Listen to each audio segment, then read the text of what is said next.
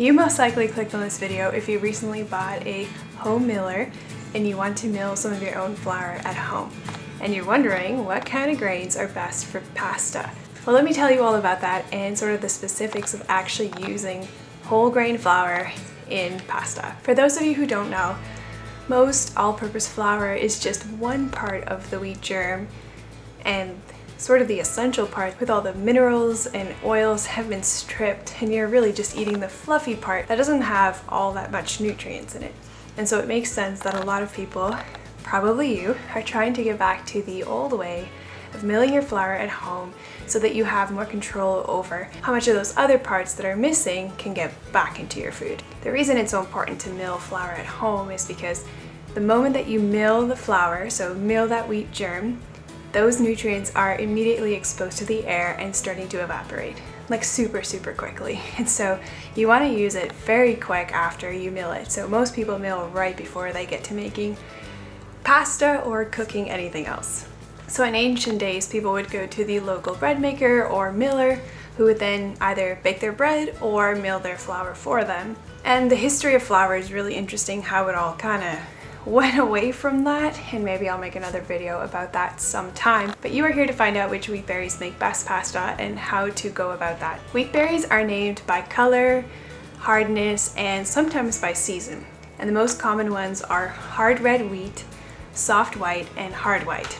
Those are probably the most popular that people would be familiar with and that you probably saw when you're looking at buying some wheat berries. Now, because the outer part of the wheat berry, which is called the bran, is very coarse, this can make it difficult for pasta to hold up their texture, their structure, when you use the entire wheat berry. And so you're here to find out which wheat berry makes the most sense for pasta, but the truth is that you will need to do a little bit of sifting or cutting in with white flour to truly make a good pasta that holds its structure. Now I'll talk a bit more about that later in the video. It's called bolting flour, and different wheat berries will lend themselves better or not so good to pasta depending on the amount of protein and the quality of protein in each varying berry. And some of those wheat berries will be better for baking soft cookies or biscuits, while others are better for bread making, and others maybe for pasta. The one that would make most sense for pasta is probably the soft white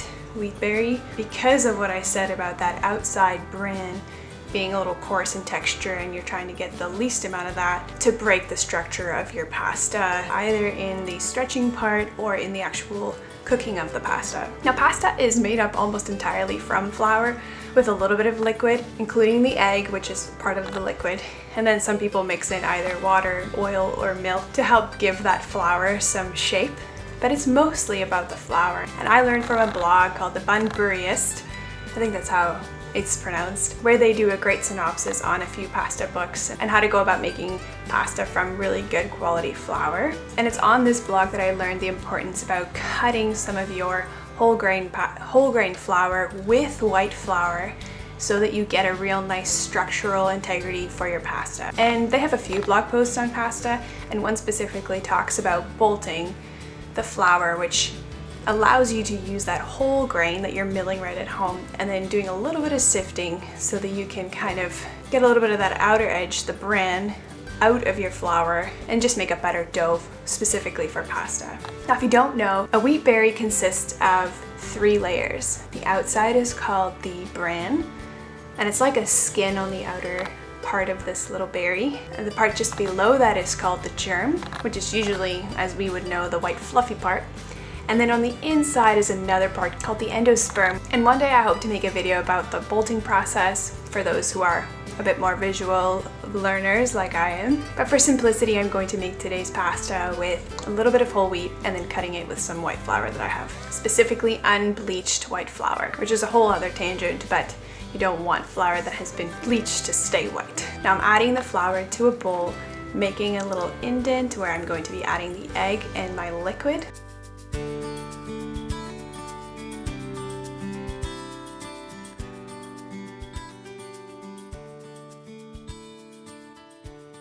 And then I'm whisking the eggs with the liquid before I slowly start to incorporate that floury wall around it until it's all nicely combined. And you can add a little bit more liquid here if you feel like it's getting a little too tough, or a little bit more flour if you feel like it's sticking to the bowl a little bit too much. Now once the flour and the liquid is well incorporated, you can knead it a little bit in this bowl for a couple of minutes, no more than 5, that's plenty, and then cut them into strips for some nice egg noodles.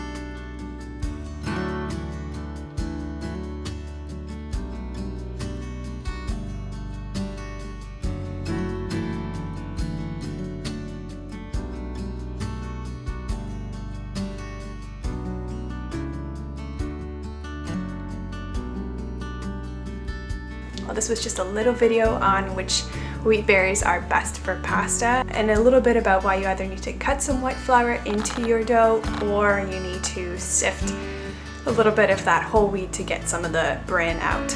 I hope that's been a little helpful, very elementary level. I hope to talk a whole lot more about this in future because I'm experimenting with this and learning, and so I hope to share that with you as I go along.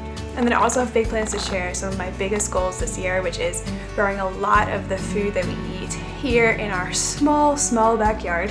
How to do that strategically, how to store the food well so that we are eating as healthy as possible for as long as possible and as cheap as possible. So if that interests you, I would love it if you subscribe to this channel, like this video, that really helps us get to the right kind of people. And until the next video, cheers!